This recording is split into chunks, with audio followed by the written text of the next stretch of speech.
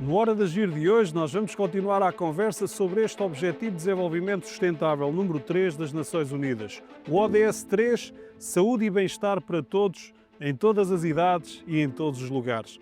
Já conversámos a semana passada sobre a poluição do ar e esta semana é hora de abordarmos outras formas de poluição, também elas muito nocivas, como a poluição sonora, a poluição química e os microplásticos que já começaram a aparecer nos alimentos que ingerimos e também no ar que respiramos. Estamos a envenenar os ecossistemas, a destruir aquele que foi também o nosso jardim do Éden, o que faz também com que estejamos a destruir a nossa saúde. O impacto é enorme, uma triste realidade que precisamos urgentemente de resolver. Para resolver, precisamos olhar de frente, parar de poluir. Despejamos lixo gasoso na atmosfera, gases com efeito de estufa que aquecem o planeta.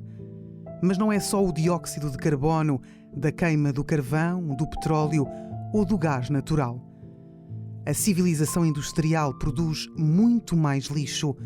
Lixo que lançamos nos ecossistemas tantas vezes como se fossem uma lixeira a céu aberto.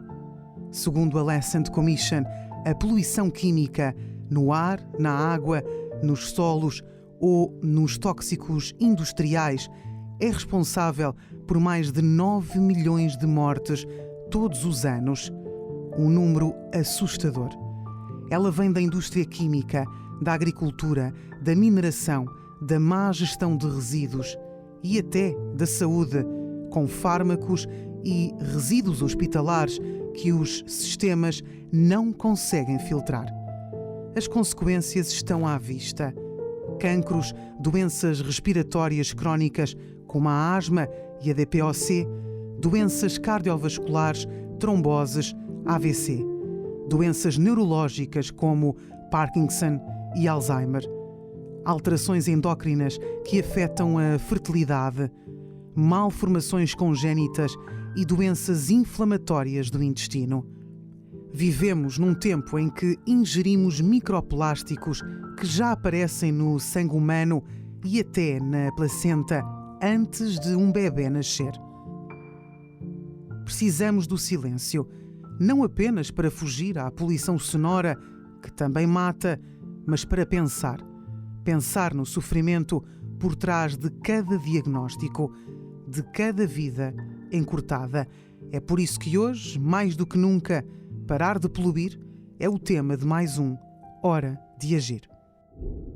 Às vezes dou comigo a pensar, se toda a natureza falasse, talvez aquilo que dissesse era retirem o humano para que toda a vida prospere.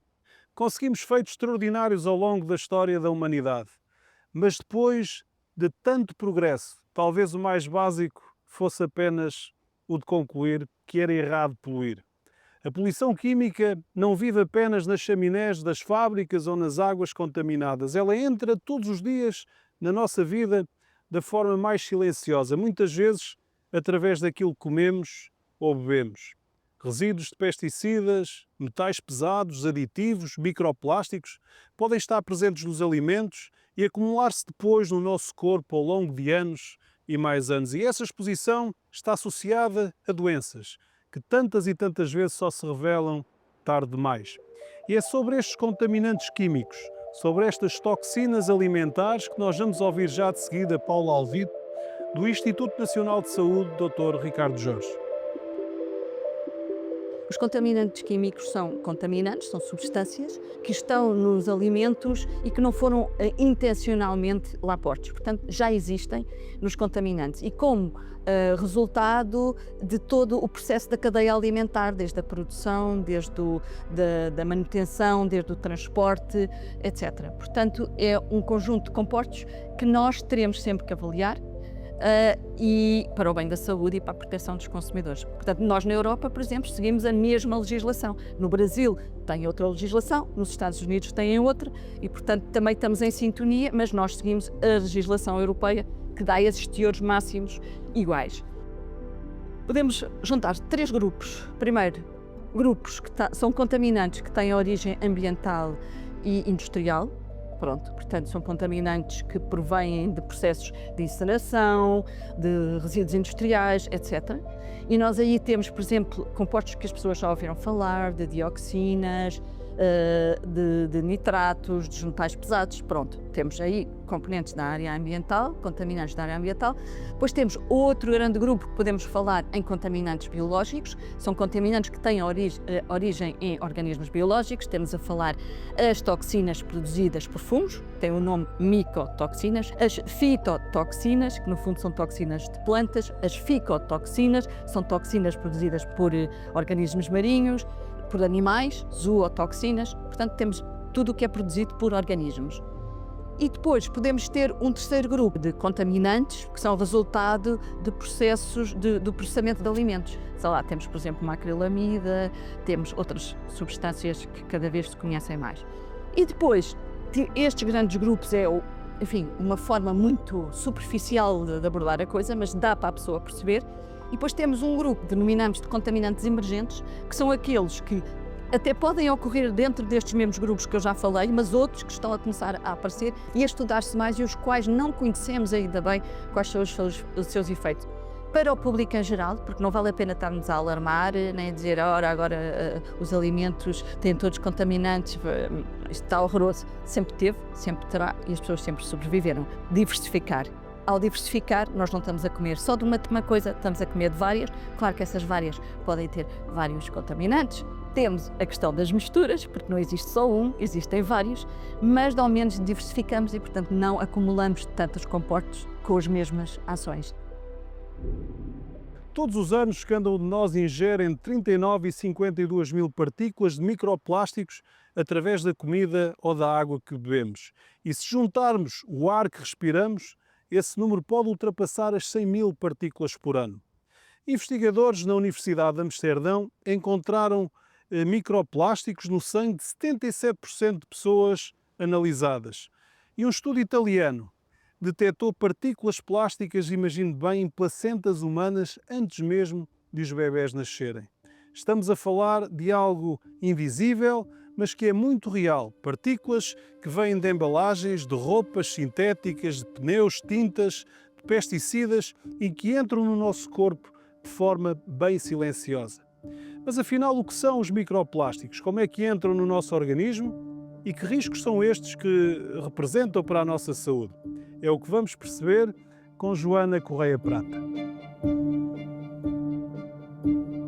Os microplásticos são partículas de plástico inferiores a 5 milímetros, portanto muito pequenas, o que lhes permite também ter uma maior disseminação no ambiente e maior interação com os organismos.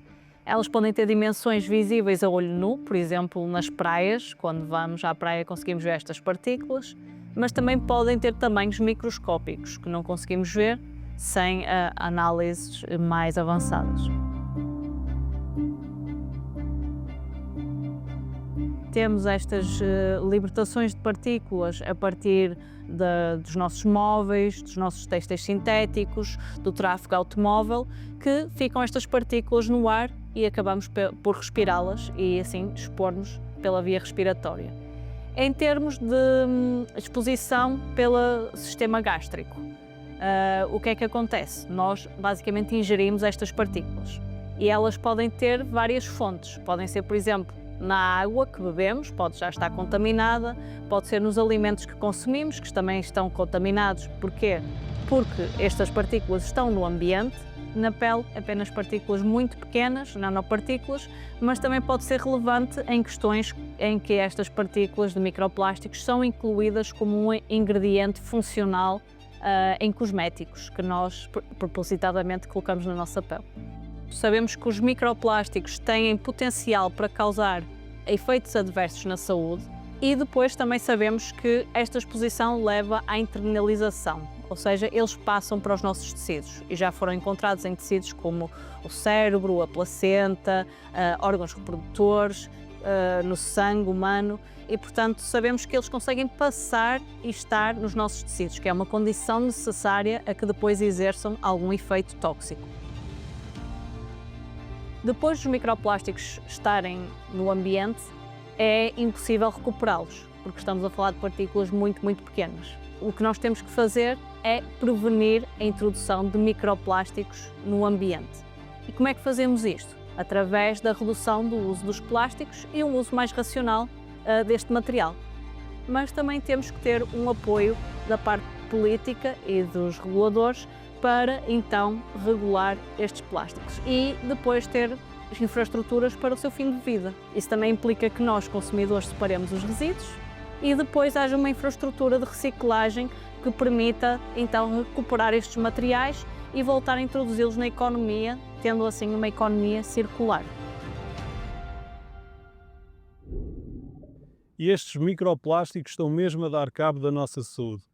Mas não nos podemos esquecer que eles foram importantes. Os plásticos são muitas vezes diabolizados, mas eles foram fundamentais para nós combatermos o desperdício alimentar com as embalagens, protegermos melhor os alimentos e assim termos mais segurança alimentar e também na produção de novos produtos, como dispositivos médicos que vieram muito ajudar as nossas vidas. Mas hoje temos também que avançar mais rapidamente com estes R's da economia circular, repensar, reduzir, reciclar, para que os plásticos deixem de ser um problema nas nossas vidas e deixem de contribuir para reduzir também a nossa saúde.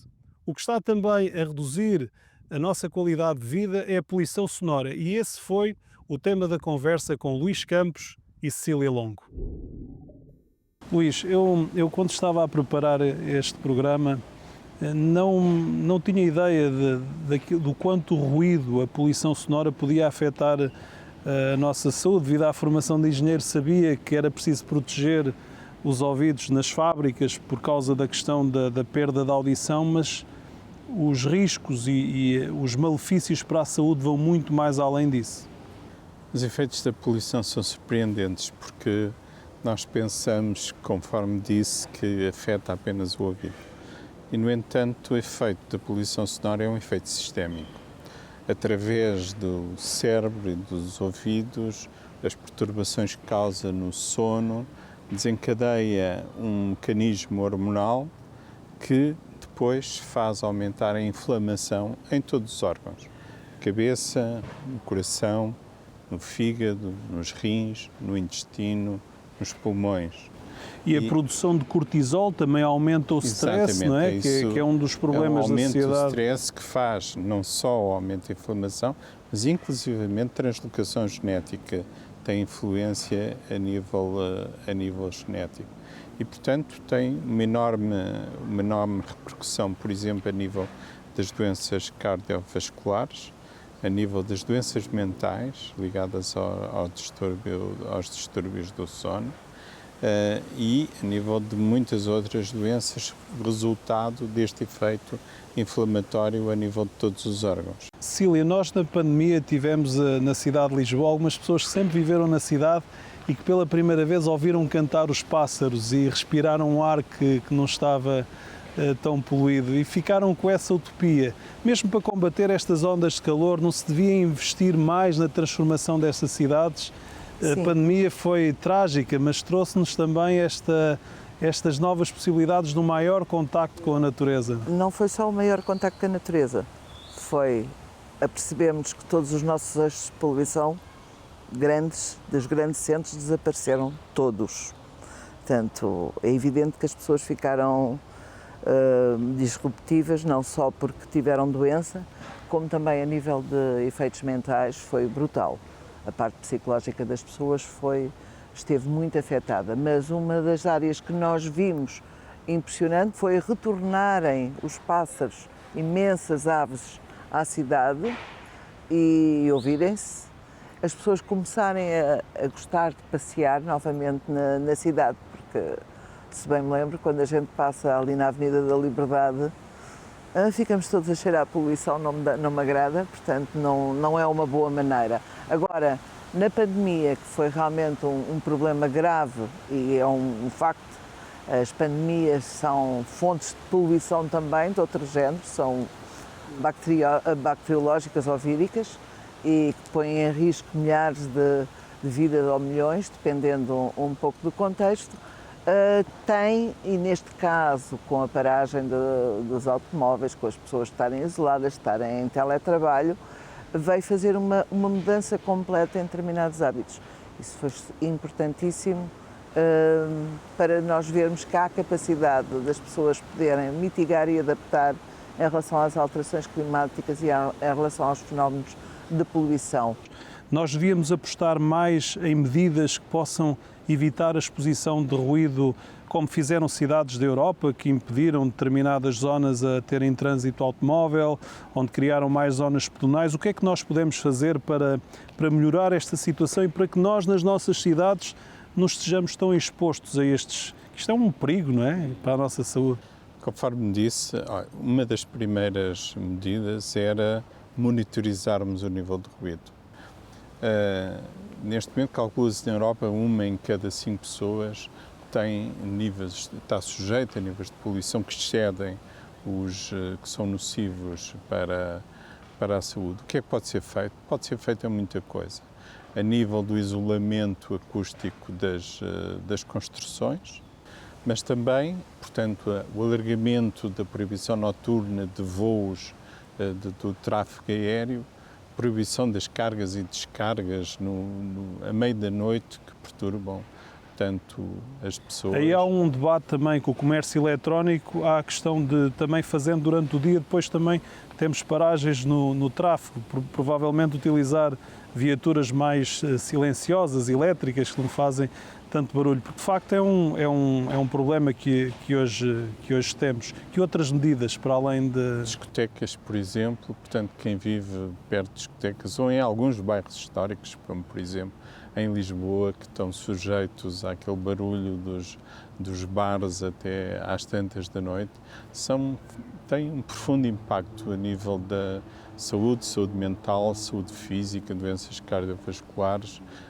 e, portanto, há uma multiplicidade, é um problema complexo, não tem uma solução simples, mas tem uma miríade de soluções que devem ser implementadas e os municípios são tremendamente importantes. A nível da implementação de ações de mitigação, de redução de gases com efeito de estufa, a nível da promoção de ações de adaptação, os municípios têm um papel fundamental. Por exemplo, na promoção de estilos de vida saudáveis, que são estilos de vida que também são amigos do ambiente. A nível da adaptação, da proteção mais das populações mais vulneráveis, dos idosos, das pessoas mais idosas, das pessoas mais pobres, das pessoas sem abrigo, por exemplo, quando há ondas de calor, um mapeamento das ondas de calor, a criação de zonas de proteção em que estas pessoas, durante as ondas de calor, possam encontrar abrigo.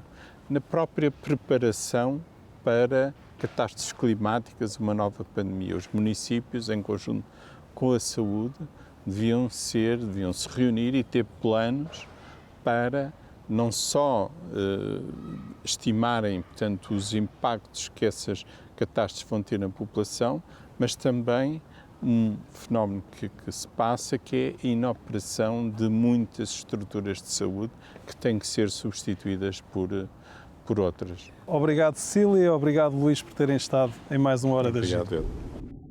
Na segunda metade do século XIX, a medicina viveu um grande debate entre Antoine Béchamp e Louis Pasteur.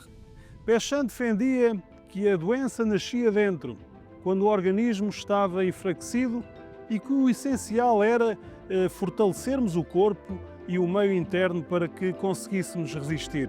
Por outro lado, Pasteur afirmava que a doença vinha de fora, causada por bactérias e vírus que deviam ser combatidos.